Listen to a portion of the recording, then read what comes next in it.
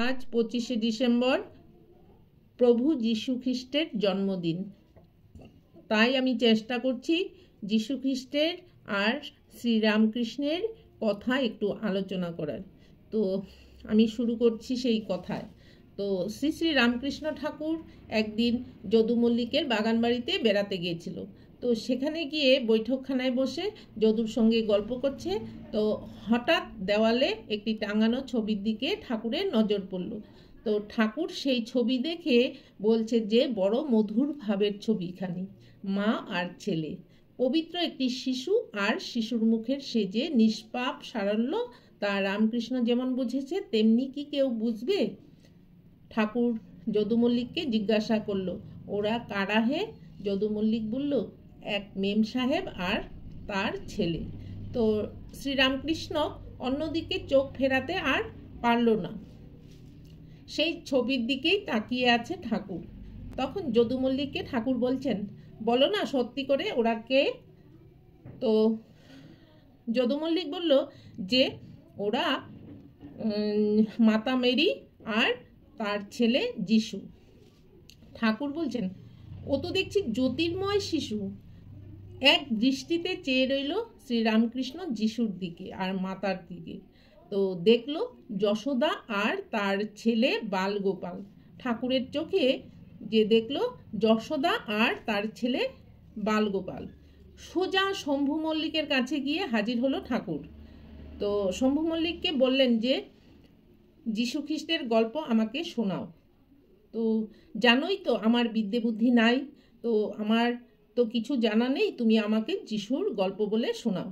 তো তো বাইবেল পড়ে শোনালো যে শম্ভু মল্লিক ঠাকুরকে।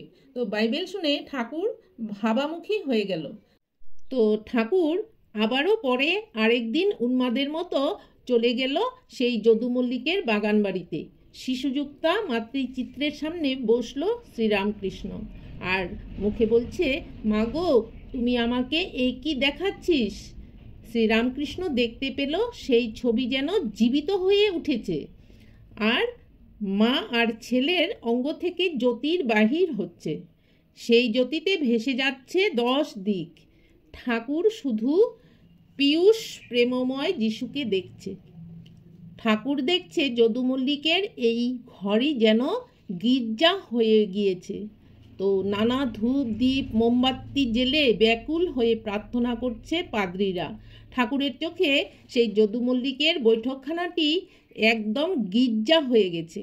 তো ঠাকুর শ্রীরামকৃষ্ণ জিজ্ঞাসা করছে যিশুকে, কে তুমি? পরম যোগী, পরম প্রেমিক, জীবের উদ্ধারের জন্য বুকে রক্ত ঢেলে দিলে, যাকে ত্রাণ করতে এলে তাদের হাতেই প্রাণ দিলে হাসি মুখে।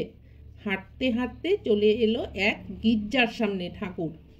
খুব বড় গির্জা, সব বিদেশির ভিড়, সব বড় বড় মানুষের ভিড়। শ্রীরামকৃষ্ণ ভিতরে ঢুকতে সাহস পেলেন না।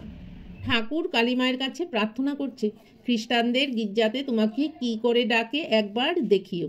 ঠাকুর মনে মনে ভাবছে, কিন্তু ভিতরে ঢুকলে লোকে কি বলবে? যদি আমাকে কালীঘরে ঢুকতে না দেয়? আবার মাকে বলছে, তবে আমাকে গির্জার দরজা থেকেই দেখিয়ে দিও। গির্জার দরজায় ঠাকুর দাঁড়ালো আর চক্ষু খুলে তাকালো। সর্বত চক্ষু শ্রীরামকৃষ্ণের চোখে এমন পরম প্রশান্তি দৃষ্টি দেখল, সত্যি এ কালীঘর। ভিতরের বেদিতে মা বসে আছেন, মা জগদম্বা ভবতারিণী। আনন্দধারায় 2 চোখ ভেসে গেল শ্রীরামকৃষ্ণের। তো 3 দিন থাকলো এই খ্রিস্টান ভাব। 4 দিনের দিন ঠাকুর পঞ্চবটিতে বেড়াচ্ছে। এমন সময় দেখলো একজন সুপুরুষ হঠাৎ তার সামনে এসে দাঁড়িয়েছে। ঠাকুরের আর বুঝতে দেরি হলো না। ঠাকুর সেই পুরুষকে জিজ্ঞাসা করছে যে, কে তুমি? তুমি কি সেই পরম পুরুষ যীশুখ্রিস্ট? তুমি কি সেই শ্যামল বনমালী? তো সেই দেবদানব আলিঙ্গন করলো শ্রীরামকৃষ্ণকে। একই দেহে লীন হয়ে গেল, দুইজনে লীন হয়ে গেল ব্রহ্মবুধে। তো এই ছিল যিশুর সঙ্গে ঠাকুরের একটি অলৌকিক ঘটনা। তো যিশু ছিলেন কামিনী কাঞ্চন ত্যাগী। তিনি জেনেছিলেন আত্মা স্ত্রীও নয়, পুরুষও নয়। টাকা কড়ি মান সম্মান দেহ সুখ ইন্দ্রিয় সুখ অবতার পুরুষ কিছুই চান না। তার পক্ষে আমি আমার কিছুই নাই।